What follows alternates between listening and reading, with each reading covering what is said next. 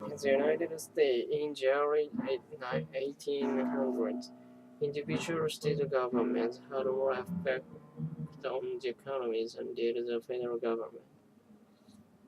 State chartered manufacturing, baking, mining, and transportation firms and participated in the construction of various internal improvements such as canals, turnpikes, and railroads. The states encouraged internal improvements in two distinct ways. First, by actually establishing state companies to build such improvements. Second, by providing part of the capital for mixed public-private companies setting out to market profit. In the early 19th century, state government also engaged in a surprisingly large amount of direct regulatory activity, including extensive licensing and inspection programs. Licensing targets reflected both similarities in and differences between the economies of the 19th century and that of today. In the 19th century, state regulation through licensing fell especially on peddlers and innkeepers.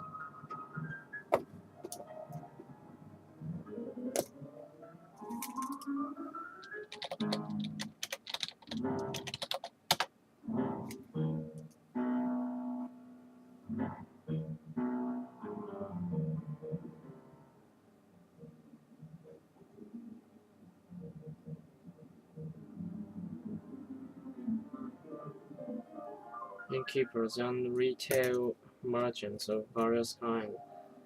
The perishable commodity of trade generally came under state inspection, and such important frontier staple as lumber.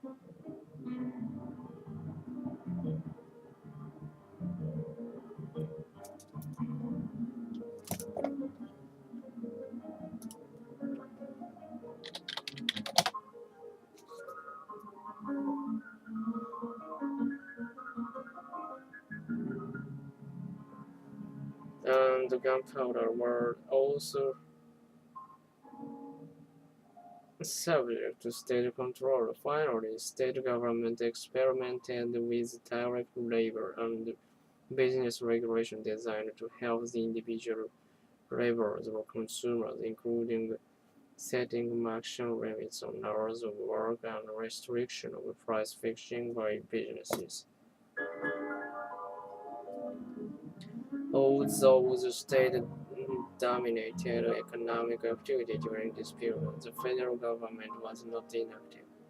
Its goals were the facilitation of Western settlement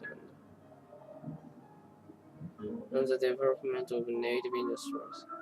Toward these ends, the federal government pursued several courses of action. It established a national bank to stabilize the banking activities in the country and, in part, to provide a supply of relatively easy money to the frontier where it was greatly needed for a settlement.